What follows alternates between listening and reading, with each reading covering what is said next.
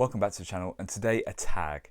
Today is going to be there are 10 but tag, and this was made by KD Books, a guy who's been on Booktube for a couple of years now, quite a popular channel. If you haven't checked him out already, I'll put his channel in the description so you can find. He's got a great channel. He's a crazy guy. He does mad things with his books. This is quite a short tag. There are 6 prompts, and then we'll tag a couple of people at the end. So question 1 or prompt 1, there are 10 but they're over 500 pages. Now, the epitome of a 10 out of 10 book for me, and one that is very long, is War and Peace by Leo Tolstoy. I would recommend this wholeheartedly, but you do have to have a little bit of stamina. It's about 1,300 pages, so it's not the quickest book to get through, but certainly it is a 10. Prompt 2, there are 10, but they're on pre-order. Now, actually, at this point, all my pre-order books have arrived. A lot of them actually did arrive in September and October, so I don't have to worry about pre-orders at the moment. But one book that I would hope, upon hope, would be a 10 and absolutely would be pre-ordered is The Winds of Winter. I'm waiting for some kind of conclusion or some kind of installment in A Song of Ice and Fire, just like millions of other people. I would hope it'd be a 10. It would definitely be on pre-order, so that's going to be my answer for prompt number 2. Prompt number 3. There are 10, but they are a red flag. Now, I struggled to find a 10 out of 10 book, or an absolutely near perfect book that had red flags in it. I'm going to be honest, I couldn't really, off the top of my head, I couldn't think of many. But a series that is full of red flags, and the best book in this series, that I wouldn't say it was necessarily a 10, maybe it's a 9 out of 10, is Emperor of Thorns.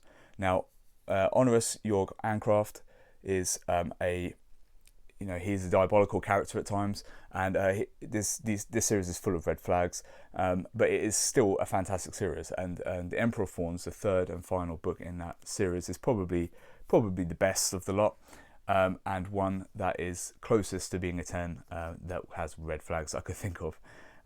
Number 4, there are 10 but over 100 years old. So this could have been many books, but one that I had read fairly recently, so it was still fresh in my mind, was The Brothers Karamazov.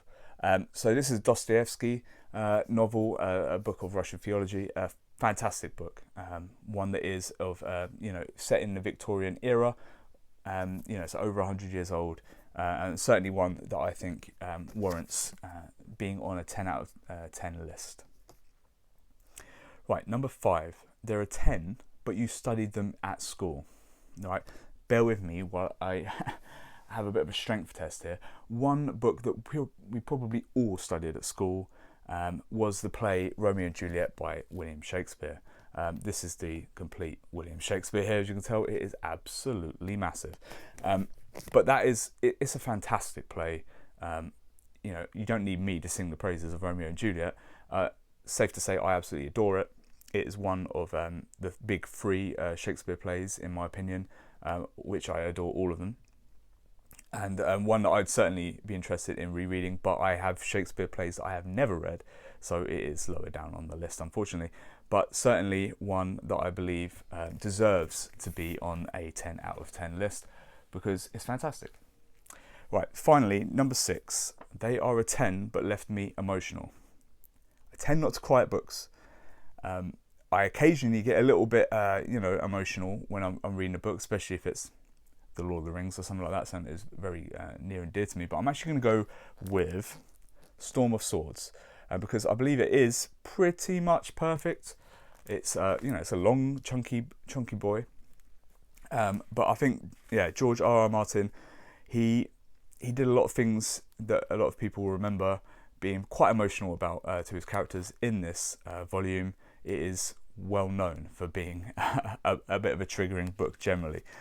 So that is my answer to number 6. There are 10, but they left me emotional. Now, who do I want to tag?